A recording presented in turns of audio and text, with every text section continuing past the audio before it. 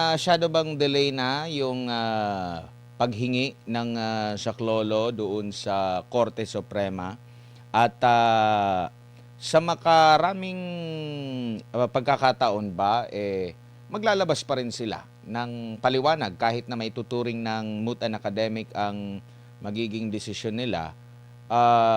May papaliwanag pa rin ba doon kung ano yung naayon sa konstitusyon?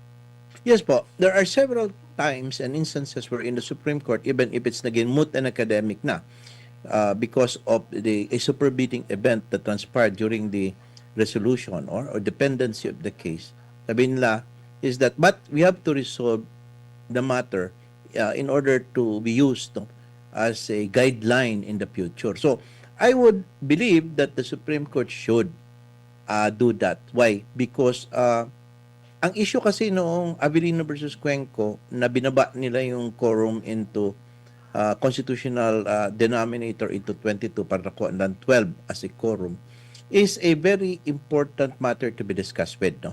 To be resolved. No? Otherwise, kung wala pong guideline na ipapataw sa Supreme Court, at the end of the day, pag gagamitin naman niyang argument, which as we see, na parang yan po ang ginagawa ngayon na argument noong sa kabila, yung allied, no, tsaka prosecution, na parang they're attempting to lower down the threshold, well, matutest na naman itong issue. Magpa-file na naman ng bagong relief, no, ng action sa Supreme Court to seek that relief. Babalik-balik lang. Dapat sa akin, no, in my personal opinion, i-resolve na para magkaroon po ng guidelines na po ang Senate as well as the Senate Impeachment Court at malaman po ng publiko kung ano ba talaga ang rule, no? Strict ba talaga ang 2/3 of all the members of the Senate? Ano ba ang ibig sabihin ng members of the Senate? Kasi maraming na member lang daw. Tapos meron pa dang nabasa ako, napanood ako na interview ni Justice Acuna na yung doctrine of disentitlement dahil fugitive, no? Kaya pwede daw bumaba, no? But these are opinions, no? Ultimately, it should be the Supreme Court that should decide on this matter. Kaya nga, sa akin, even if possibly mag-decide po as moot and academic, the Supreme Court must still at least give a clear-cut guidelines now to the Senate so that at sa Senate Impeachment Court para hindi po tayo mawala, no? Hindi na po magkakagulo, hindi na po magkaroon ng confusion. Opo. Pero meron din bang pagkakataon na walang explanation din yung Korte Suprema? Yan ang problem, no? I hope they could make a resolution before the proper impeachment trial. So kung ako, if possible, dapat unsolicited advice on the part of nila Cayetano is that they should file an urgent manifestation or motion to at least resolve this issue before the coming of this impeachment trial para magkaroon na ng guidance, no?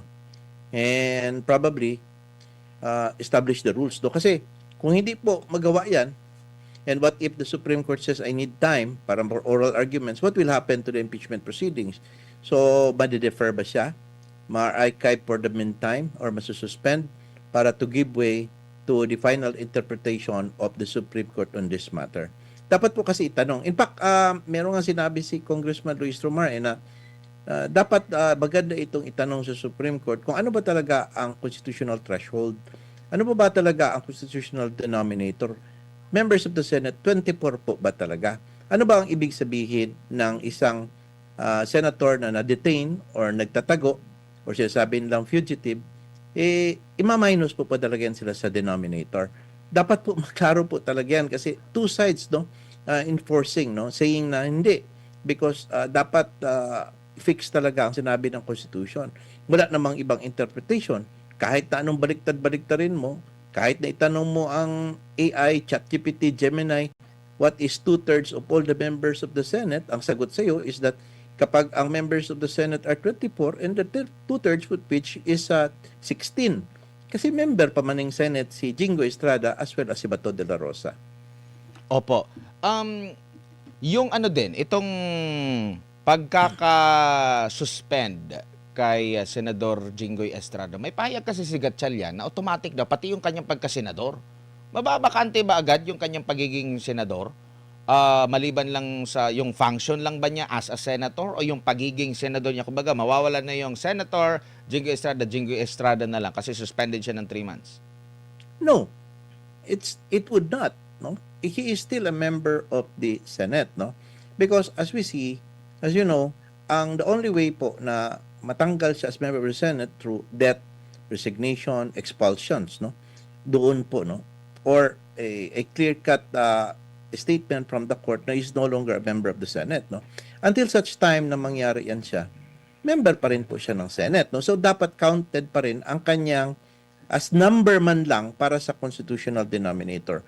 While it is true that he may not function, he cannot vote, he cannot attend the impeachment proceedings, hindi siya makapag cross-examine or hindi, mag-clarificatory question, participate in the proceedings. Nevertheless, yung iba po kasi yung trabaho niya na hindi niya pwedeng gampanan at iba rin po yung number as stated in the Constitution. Kasi sinabi po hahabulin niyo talaga yung numbers ng 24 that all members of the Senate rule. So, and take note that ito pong preventive suspension is never and not a penalty.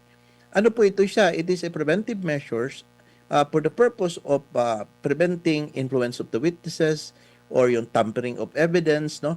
Kasi kung pag ikaw magpapatuloy rin sa trabaho mo, despite na may kaso ka, it is possible daw baka mag-influence ka ng witness, mag-tamper ka ng evidence kung sakaling you are still functioning as such, no? Therefore, it is just a preventive measure. Kaya nakita mo, 90 days lang, no? And it is not, as I said, a sort of penalty para ma-remove na siya as senator. Totoo po, ma-remove ang kanyang work.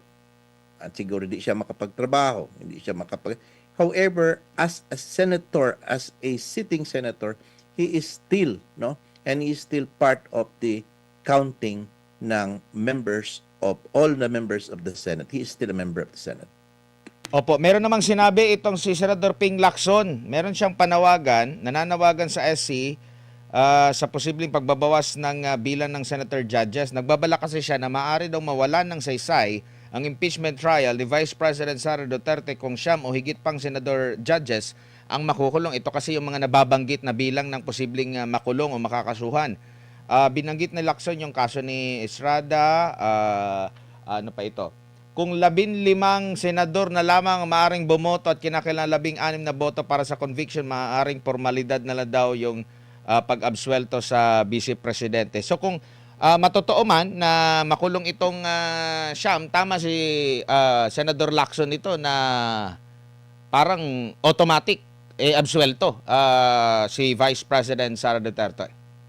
Well, that is the price, no, for the actions made by politically persecuting this allied of the Dutertes, no? That is true, no? Now, ang problema man kasi, the question is that, bakit kasi ginawa itong ganitong bagay, no? At bakit po pinagpapailan left and right? Bakit po pinagpumilit, no? I am saying this to the executive department kasi sila man talaga ang nagpo-push nito, no? And yan po ang consequence, no? Now, we cannot replace the Constitution by an opinion saying na magiging formality nila ang trial because mababawasan kapag nakakulong itong lahat. Sinabi po ng Constitution yan eh. Kaya nga po, ang purpose talaga ng 1987 Constitution which was enacted after doon sa pag-topple down doon sa former dictator, it provided certain safeguards and one of which ito. Kaya nga, para hindi magamit sa politika, itong rule is that it's okay if that is the case, then 2/3 of all the members of the Senate. Kasi kung merong way na kung kanyari binaba ito ng ganito, so imagine that would be disadvantageous to the part of the person being politically persecuted. So since the Constitution is there, parang sinasabing kasalanan niya na nagtutulak na ganun ang kanilang style, yung political persecution, pakulong nila left and right yung mga tao, no? So, lalo na pag-alay doon sa ini-impeach, no? So, that is yung consequence po ng mga actions nila. Now, I would like also to relate that yung ikukulong, I would always believe that hindi lang dapat yung mga dito sa political enemies, dapat po, kasi may pending cases po yung nagtumbling. For example, si Chis Escudero in Villanueva, dapat po ituloy din yun. And kung mabawasan po sila ng numbers, dahil 13 sila, 11 sila, edi maghahanap na naman sila ng another 5 para to get 16. Supposing that these 11 remaining sa part ng camp ni Gatchalian will do a block voting for conviction. Supposing lang, no? So, they need another 5. Now, suppose kung pinagkukulong nila at wala na ring iba, that's the consequences of this particular action. This is the consequences of what's happening when this administration is politically persecuting those opposing